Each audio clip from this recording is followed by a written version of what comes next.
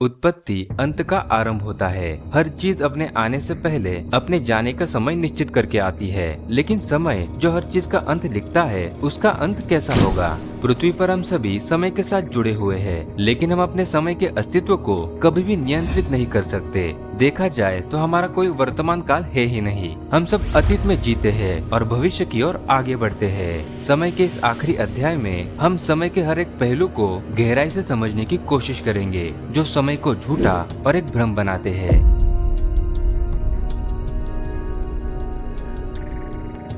हमने अपने सहूलियत के हिसाब से समय को 3 काल में विभाजित किया है, भूतकाल, वर्तमान काल और भविष्य काल। लेकिन मजेदार बात तो ये है कि हम बस 2 ही काल को महसूस कर पाते हैं, भूतकाल और भविष्य काल। वर्तमान काल असल में ना के बराबर होता है। अगर सामान्य भाषा में समझे तो जो काल बीत चुका है उसे भूतकाल कहते हैं, जो काल आने वाला है उसे भविष्य काल कहते हैं और जो समय अभी चल रहा है उसे वर्तमान काल कहते हैं। लेकिन वर्तमान काल आखिर कितने समय तक चलता है? हम समय के 1 सेकंड को भी अगर वर्तमान काल मान ले तो वह भी वर्तमान काल को दर्शाने के लिए बहुत बड़ा होगा, क्योंकि हम वर्तमान काल को 1 सेकंड का भी नहीं मान सकते। चलिए हम एक घड़ी की सुई से इसे समझने की कोशिश करते हैं। घड़ी का 1 सेकंड वाला कांटा जब हिलने लगता है तो जैसे जैसे वह आगे बढ़ता है उसके पीछे का हिस्सा भूतकाल बनता जाता है और आगे बढ़ते हुए अपनी हर एक अगली हरकत के साथ वह भविष्य में आगे बढ़ता जाता है। ऐसे में अगर हम वर्तमान काल को यहाँ ढूंढने की कोशिश करेंगे तो वो होगा घड़ी के सबसे ऊपरी बिंदु पे, जो हर पल बिना रुके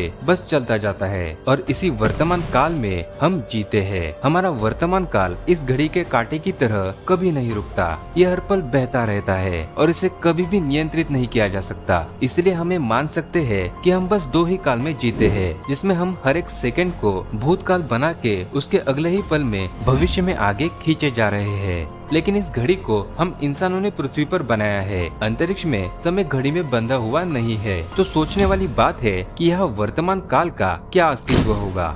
असल में कहना बड़ा मुश्किल है। समय की पहेली हमारे लिए अभी शुरू हुई है, लेकिन हमारा ब्रह्मांड इसे अरबों सालों से झेल रहा है। समय की इन्हीं उलझनों को आसान बनाने के लिए आइंस्टाइन ने एक जबरदस्त सिद्धांत बताया था। आइंस्टाइन ने अपने सिद्धांत में कहा था कि समय और स्थान आपस में जुड़े होते हैं, मतलब समय जगह के हिसाब से बदल सकता है। यानी हमें वर्तमान काल को भी अलग अलग जगहों के हिसाब से समझना पड़ेगा। इस विशाल ब्रह्मांड को समझने के लिए हमने इसे एक सीमा में बांधा हुआ है, जिसे हम ऑब्जर्वेबल यूनिवर्स कहते हैं। ठीक उसी तरह समय को समझने के लिए भी वैज्ञानिकों ने ब्लॉक यूनिवर्स थ्योरी का निर्माण किया है। इस थ्योरी के अनुसार समय एक विशाल ब्लॉक या 4 आयामी स्पेस टाइम है, जिसमें सभी घटनाएं यानी अतीत, वर्तमान और भविष्य एक साथ मौजूद होते हैं। मान लीजिए कि आप एक फिल्म देख रहे हो, जहाँ फिल्म के सारे फ्रेम शुरुआत से अंत तक एक डीवीडी या हार्ड ड्राइव पर स्थिर है, लेकिन हम सिर्फ उसी फ्रेम को देख पाते हैं जो वर्तमान स्क्रीन पर हमें दिखता है। हालांकि देखा जाए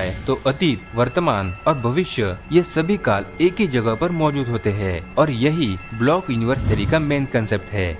ये थ्योरी हमें समय की सरलता तो दर्शाती है, लेकिन दूसरी ओर यह हमें समय के चक्र में उलझा देती है। जैसे अगर भूतकाल, वर्तमान काल और भविष्य काल एक ही जगह पर मौजूद होते हैं तो इसका मतलब ये है कि हमारा भविष्य पहले से ही लिखा हुआ होता है। यानी हम बस उस भविष्य में आगे बढ़ते जा रहे हैं जो पहले से ही लिखा हुआ है। लेकिन इस थियोरी को हम कितने हद तक सही मान सकते हैं? ये बस हमने समय को समझने के लिए बनाया हुआ एक नियम है, लेकिन निश्चित रूप से समय इस नियम से विपरीत हो सकता है। हमारा विशाल ब्रह्मांड किसी ब्लॉक में बंधा हुआ नहीं है। यह हर पल अपना विस्तार कर रहा है। इसकी गति कम होने के बजाय और भी तेज होती जा रही है और देखा जाए तो इसकी विशालता ही हमारे समय को एक भ्रम बना सकती है।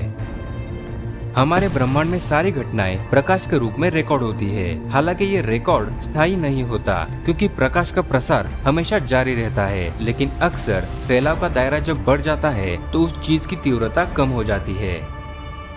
जैसे अगर आप आमने सामने अपने दोस्त से बातें कर रहे हो तो आपकी सारी बातें आपके दोस्त के पास आसानी से पहुंच जाती है, लेकिन अगर आपका दोस्त बहुत दूर हो तो आपके जोर से चिल्लाने से भी आपकी बातें आपके दोस्त के पास नहीं पहुंच पाती। ऐसा इसलिए होता है क्योंकि साउंड वेव्स एक निश्चित दूरी तक ही ट्रेवल कर पाती है, जिसके बाद उनका असर कम हो जाता है और दूरी ज्यादा बढ़ने पर वह खत्म हो जाती है।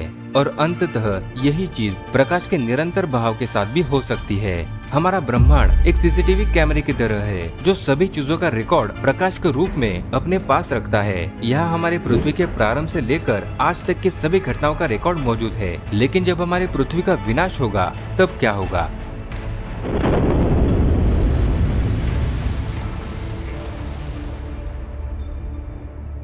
तब हमारी पृथ्वी की आखिरी कुछ यादें ब्रह्मांड में प्रकाश के रूप में आगे बढ़ जाएंगी। यहाँ हमारी पृथ्वी की फाइल क्लोज हो जाएगी। हालांकि हमारी यादों का प्रकाश ब्रह्मांड में आगे बढ़ता रहेगा, लेकिन साउंड वेव्स की तरह एक निश्चित दूरी को लांघने के बाद इसका असर भी कम हो जाएगा। एक अनंत दूरी पर हमारी सारी यादें इतनी धुंधली हो जाएंगी कि धीरे धीरे वह ब्रह्मांड के इस अंधेरे में कहीं खो जाएंगी।